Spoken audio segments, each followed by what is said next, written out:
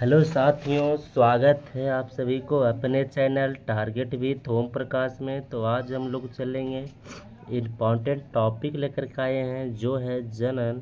और ध्यान रखिएगा, ये जनन के बारे में आज हम लोग पढ़ेंगे और ख़त्म करेंगे। अगर आप इस चैनल पे नए हैं तो सब्सक्राइब करें और दोस्तों के साथ शेयर करना ना भूलें।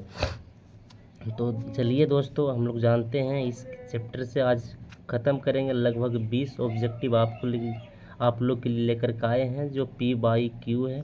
और ध्यान रहे, ये 20 ऑब्जेक्टिव पूरा थ्योरी के साथ है।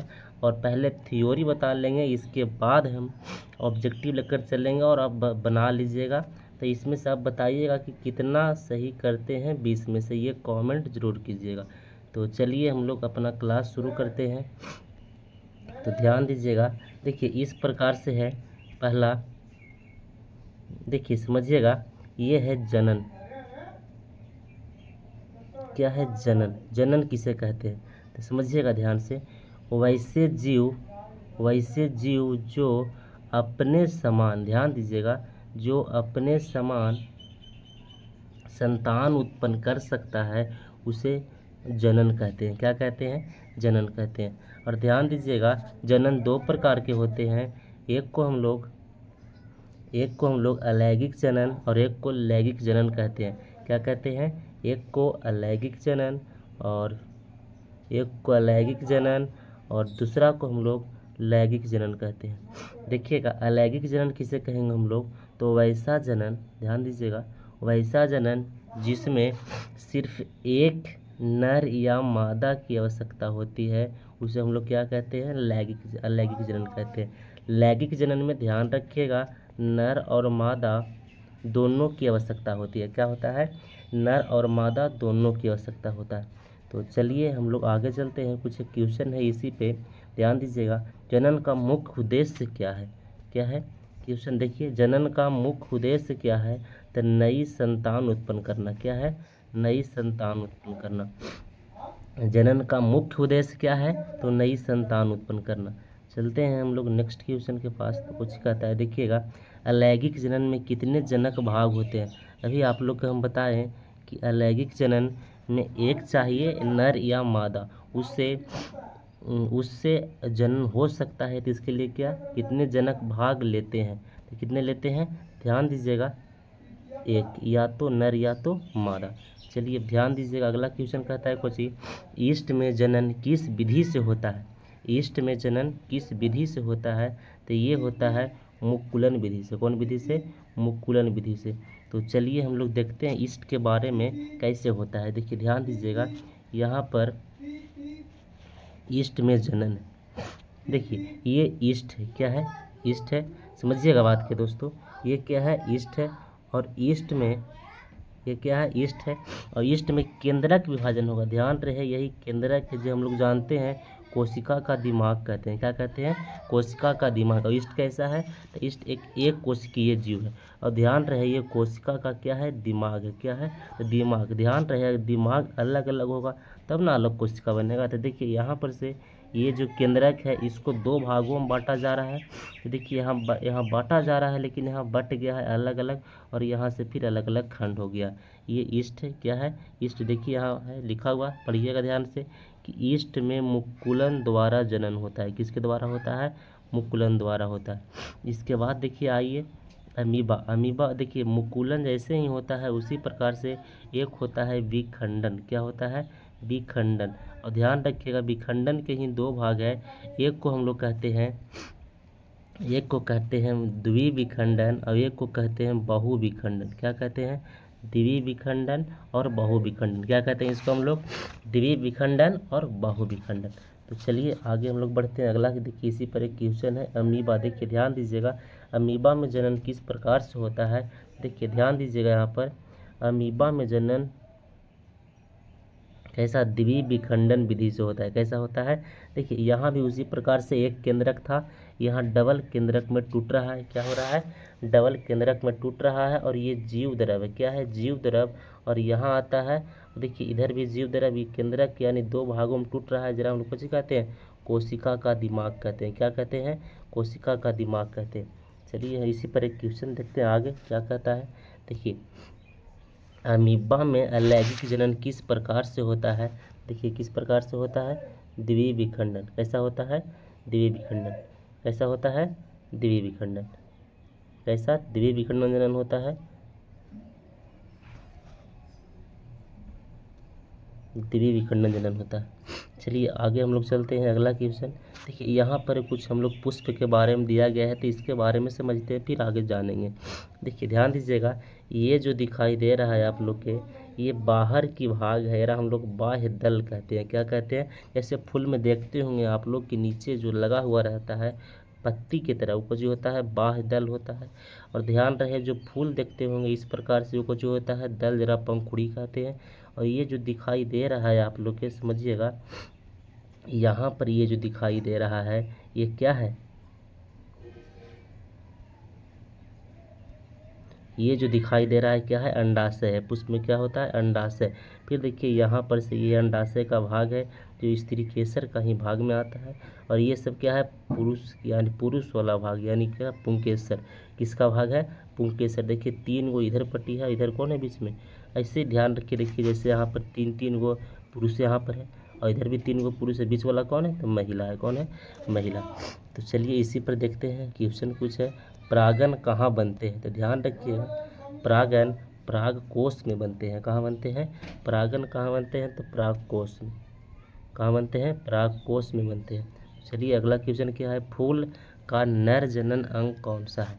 फूल का नर, अभी बताए थे आप लोग के कि नर जो होता है, जो पुरुष वाला, तो पुरुष यानी पुंकेसर।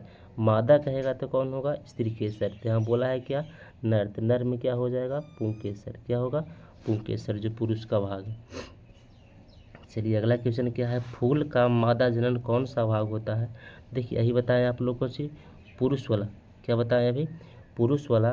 तो यहाँ पुरुष वाला पुंकेसर होता है, लेकिन मादा वाला क्या होगा, स्त्री केसर। क्या होगा, स्त्री केसर।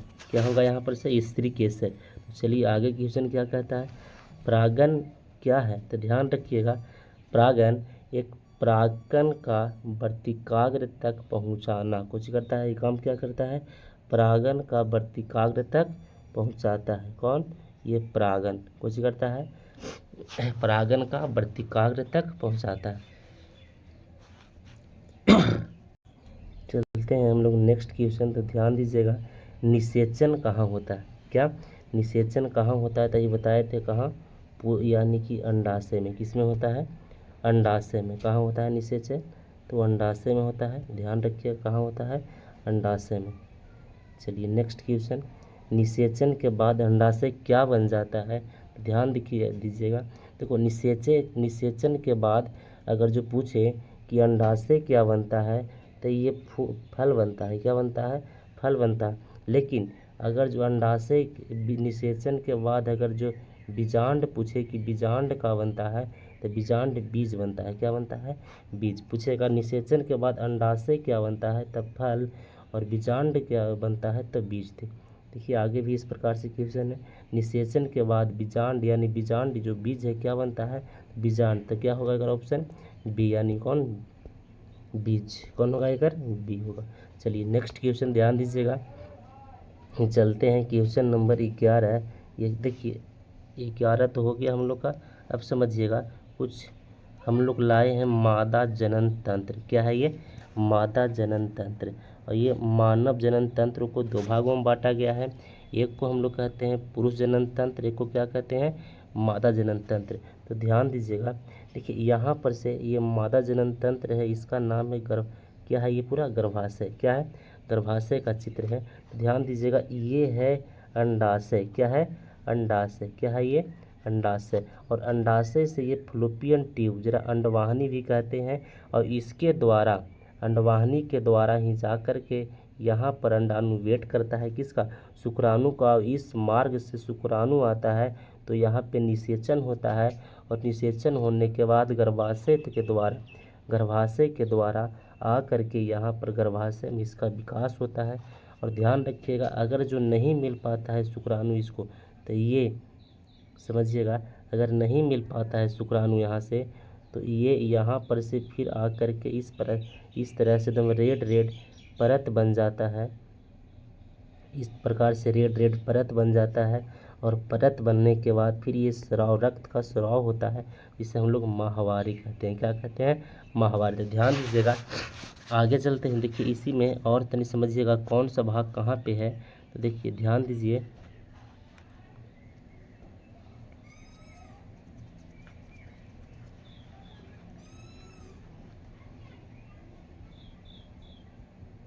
देखिए समझिएगा यहाँ पर से।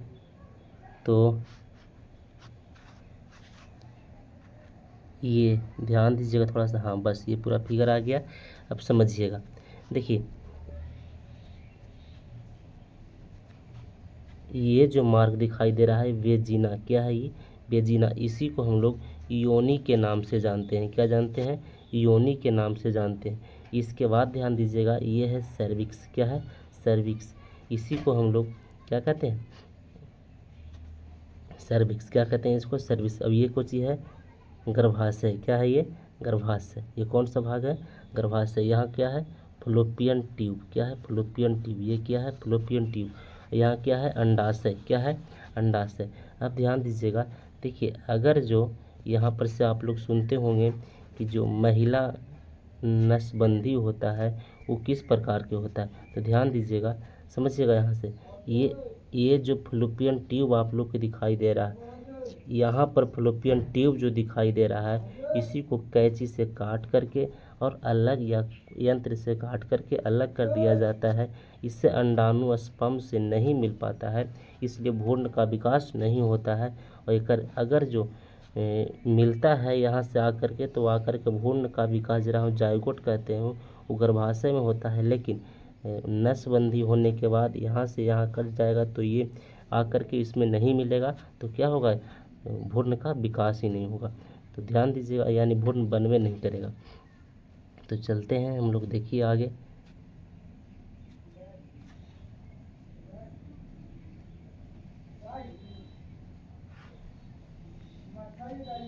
ध्यान रखिएगा, महिला नसबंदी को हम लोग ट्यूबोटॉमी के नाम से जानते हैं। क्या जानते हैं? ट्यूबोटॉमी। देखो बोला मानव में निषेचन कहाँ होता है, तो ध्यान रखिएगा, अभी बताए थे आप लोग के कि समझिए यहाँ पर से ये जो दिखाई दे रहा है, इधर से कौन गया? स्पर्म। और इधर से कौन आ रहा है? अंडाणु।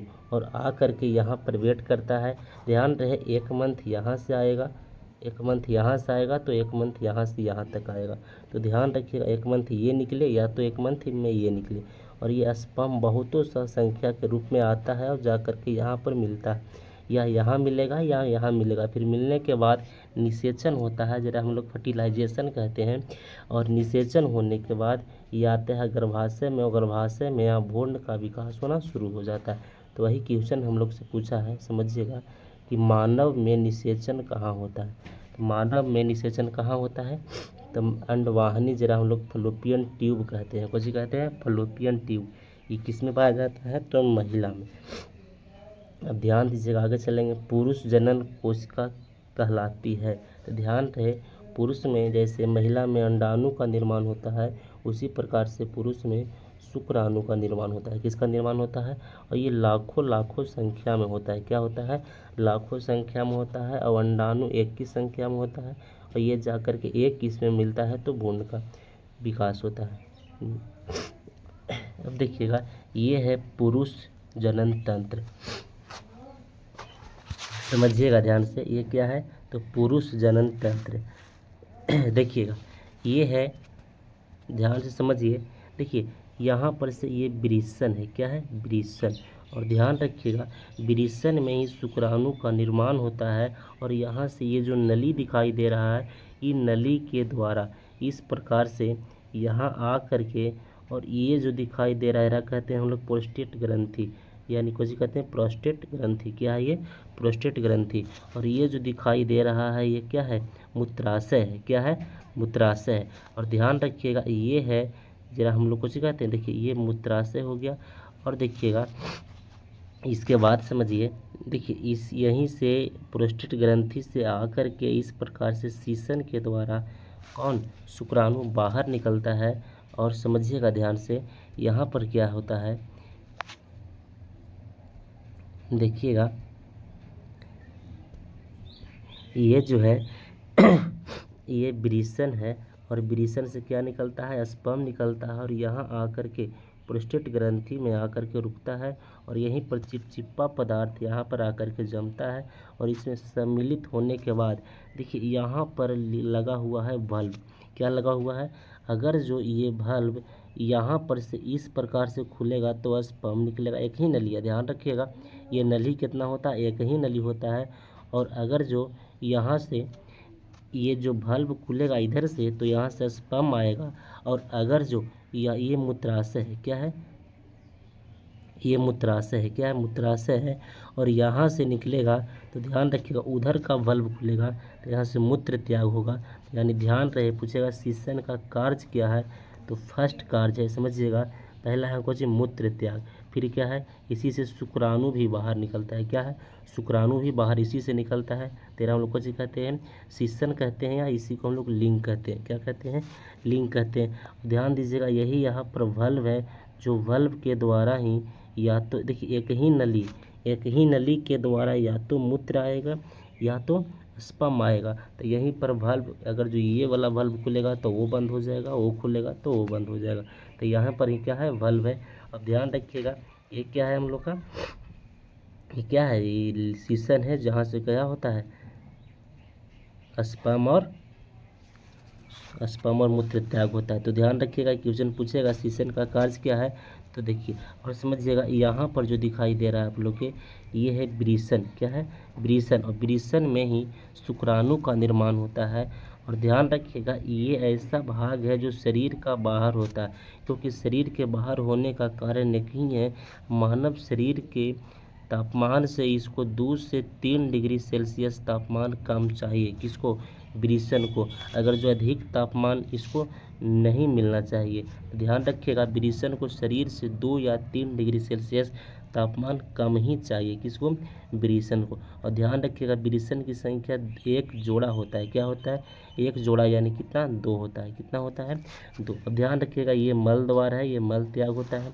फिर देखिए क्या है, मूत्रवाहिनी है, यानी मूत्र उधर से आता है, जो किडनी विरी हम लोग कहते हैं सप्लाई करके, और यहाँ मूत्राशय में जमा होता है। देखो और यहाँ देखिए जरा शुक्राशय हम लोग कहते हैं, क्या कहते हैं, लिखा हुआ है, पढ़िएगा, क्या है, शुक्राशय। यहाँ क्या है, मूत्राशय, क्या है, मूत्राशय। फिर क्या है, शुक्रवाहिक, क्या है ये, शुक्रवाहिक। फिर क्या है, प्रोस्टेट ग्रंथि, क्या है, प्रोस्टेट ग्रंथि। फिर क्या है, सीसन, ये दिखाई दे रहा है आप लोग के और इसी से मूत्र मार्ग और क्या, स्पर्म त्याग होता है। तो चलिए हम लोग आगे बढ़ते हैं, इसी पर क्वेश्चन है। चलिए यहाँ पर क्वेश्चन था इसी पर कि पुरुष जनन कोशिका को क्या कहते हैं, तो क्या कहते हैं हम लोग, तो इसको शुक्राणु कहते हैं, क्या कहते हैं, शुक्राणु। चलिए आगे बढ़ते हैं हम लोग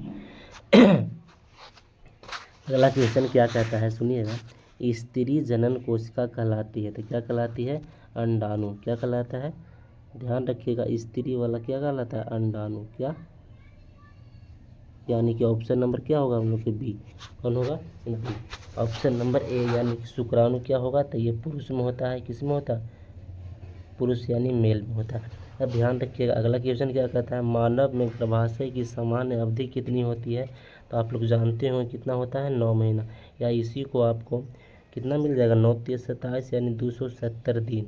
कितना मिलेगा, 270 दिन, कितना मिल जाएगा, 270 दिन। अगर जो हम लोग जानते हैं 9 × 30 करेंगे तो कितना होगा, 270 दिन। चलिए अब आगे ध्यान रखिएगा, कहता है HIV एड्स मुख्यतः किससे फैलता है, तो ध्यान दीजिएगा एड्स HIV है जो वायरस से फैलता है, किससे फैलता है, वायरस से, विषाणु से, और ये संक्रमित रक्त एवं असुरक्षित यौन संबंध बनाने से होता है।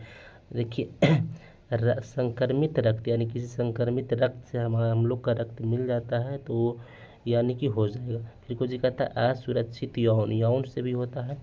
और ध्यान रहे पूछेगा एड्स दिवस कब मनाते हैं, तो कब मनाते हैं, 1 दिसंबर। कब मनाते हैं, 1 दिसंबर। कब मनाते हैं, एड्स दिवस कब मनाते हैं, तो 1 दिसंबर। कब मनाते हैं हम लोग, तो 1 दिसंबर। चलिए आगे चलते हैं, तो ध्यान दीजिएगा फिर कहता है किशोरावस्था में कौन सा हार्मोन महत्वपूर्ण भूमिका निभाती, क्या करता है, किशोरावस्था में कौन सा हार्मोन महत्वपूर्ण भूमिका निभाता है, तो ध्यान दीजिएगा किशोरावस्था में कौन सा हार्मोन महत्वपूर्ण भूमिका निभाता है, तो कौन हार्मोन बताइए, ये बताइएगा क्वेश्चन नंबर 17। और 17 आप लोग के ऊपर हम बताए हैं, तो ये होमवर्क के लिए है, ये बताइएगा कमेंट में करके क्या होगा जो। और आगे चलते हैं हम लोग। डीएनए की प्रतिकृति का क्या महत्व है। तो डीएनए जो आप लोग अनुवांशिक जानते होंगे, तो ये अनुवांशिक लक्षणों का स्थानांतरण है। ध्यान रहे 17 नंबर के क्वेश्चन का आप लोग आंसर कमेंट में बताइएगा, और कमेंट करके ज़रूर बताइएगा कैसा लग रहा है, ये आंसर ज़रूर बताइएगा आप लोग। इसके बाद आते हैं हम लोग तो कायिक जनन क्या है, ये सब कायिक जनन क्या है, कायिक जनन। तो समझिएगा इसमें कायिक प्रबंधन है। देखिए ध्यान दीजिए, ये है आलू, देखते होंगे आप लोग, क्या है ये, आलू। और ध्यान दीजिएगा आलू में जो आप लोग कहते हैं कि आँख फूटा हुआ है, देखे होंगे उसमें, और यही आँख के द्वारा इसको काट करके अलग कर देते हैं, तो हम लोग फिर से ये लगना शुरू हो जाता है, यानी ये भी अलैंगिक जनन का प्रकार है। क्या है, अलैंगिक जनन का प्रकार है। तो देखिए आलू हो गया, आलू का कंद यहाँ लिखा हुआ है, आलू हो गया, शकरकंद हो गया, इसके बाद देखिए आदि हो गया, हल्दी हो गया, जो भी तना को हम लोग काट करके लगाते हैं। देखिए ये क्या है, अदरक है। अदरक के ये हिस्सा ध्यान रखिएगा, तोड़ करके अगर जो लगा दीजिएगा तो ये लग जाता है, जैसे आलू को काट करके लगाते हैं, तो उसी प्रकार से ये भी। तो यही कहता है कायिक प्रवर्धन का उदाहरण क्या है। तो कायिक प्रवर्धन का उदाहरण क्या है, समझिएगा। तो कायिक प्रवर्धन का उदाहरण है कौन, आलू। कौन है, आलू। तो आलू ध्यान रखिएगा। फिर कहता है निम्न में से कौन सा अलैंगिक जनन का उदाहरण है। तो मानव नहीं, एक बात कौन, कुत्ता भी नहीं। कुत्ता क्या है, स्तनधारी है। मानव भी क्या है, स्तनधारी है। पक्षी भी। अब ध्यान दीजिएगा बच्चा, कौन, हाइड्रा में क्या होता है, मुकुलन विधि से जनन होता है। अब समझिएगा जो मानव है, ये मानव में क्या होता है, लैंगिक जनन कैसा होता है, लैंगिक जनन होता है। और इसमें नर और मादा की आवश्यकता होती है। क्या होता है, नर और मादा। लेकिन अलैंगिक जनन में या तो नर रहेगा या तो मादा रहेगा, तो यहाँ पर से क्या हो जाएगा, यानी जनन हो जाएगा। तो ध्यान रखिएगा जो मानव में है कैसा होता है, लैंगिक होता है, एक नर और ये मादा रहने पर। और बाकी पक्षी भी कैसा है पूछेगा, देखो यहाँ पक्षी भी पूछेगा, पक्षी में हृदय की कोष्ठ की संख्या कितना है। देखिए यहाँ पर 4 लिखा हुआ, यानी कि कितना हो जाएगा, 4। ये सब ट्रिकली याद रखिएगा आप लोग। और बाकी ध्यान रखिएगा ये सब क्वेश्चन नंबर 17 ध्यान रखिए। क्वेश्चन नंबर 17 देख रहे होंगे आप लोग, एक आंसर आप लोग को कमेंट में बताना है। और बाकी आज का वीडियो कैसा लगा तो कमेंट में जर करके ज़रूर बताइएगा। और फिर अगर जो और कोई टॉपिक आप लोग को पढ़ना है तो बताइएगा कि हाँ ये हम लोग को पढ़ना है, तो फिर ये हम आगे लेकर के आएंगे। तो इस प्रकार से ये गर्भाशय से इतना खुल के बायोलॉजी पढ़ना है। देखिए थंबनेल में ही लिखवाए हैं कि बायो खुल कर पढ़ें, तो ध्यान रखिएगा। इस प्रकार से फिगर है। और ये आप लोग जानते होंगे कि अगर जो बोले महिला नसबंदी क्या होता है, तो क्या होता है, ये क्या कहते हैं इसको, ट्यूबोटॉमी। पुरुष नसबंदी को वेसोटॉमी क्या कहते हैं। और ध्यान दीजिएगा, देखिए पुरुष नसबंदी किस प्रकार के होता है। तो ये जो दिखाई दे रहा है आप लोग के शुक्राशय, इसी को यहाँ से काट दिया जाता है।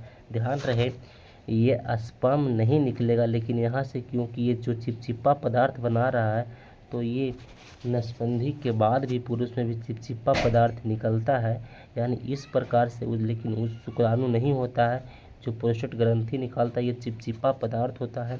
और ध्यान रहे यहाँ से शुक्राणु जाकर के इसमें मिलता है, तो इस तरह से भ्रूण का निर्माण होता है। लेकिन यहाँ पर से इसको काट दिया जाता है, तो इसको काट करके अलग अलग कर दिया जाएगा, तो शुक्राणु आपस में मिलेगा नहीं। तो इसीलिए यहाँ से क्या होता है, ये तो खाली चिपचिपा पदार्थ निकलेगा। यहाँ पुरुष में भी नसबंदी होता है, इसको हम लोग क्या कहते हैं, वेसोटॉमी। क्या कहते हैं, वेसोटॉमी। और महिला नसबंदी को ट्यूबोटॉमी। तो चलिए ठीक है, तो आप लोग के क्लास यहीं तक। तो आगे हम लोग तनी शेयर कीजिएगा और सब्सक्राइब कीजिएगा अगर जो चैनल पे नए हैं तो। और अपने दोस्तों को बताइएगा ज़रूर कि यहाँ पे बढ़िया क्लास चलता है। और अगर जो वीडियो अच्छा लगा है तो लाइक कमेंट शेयर करना ना भूलें। और बाकी आप खुद समझदार हैं। धन्यवाद।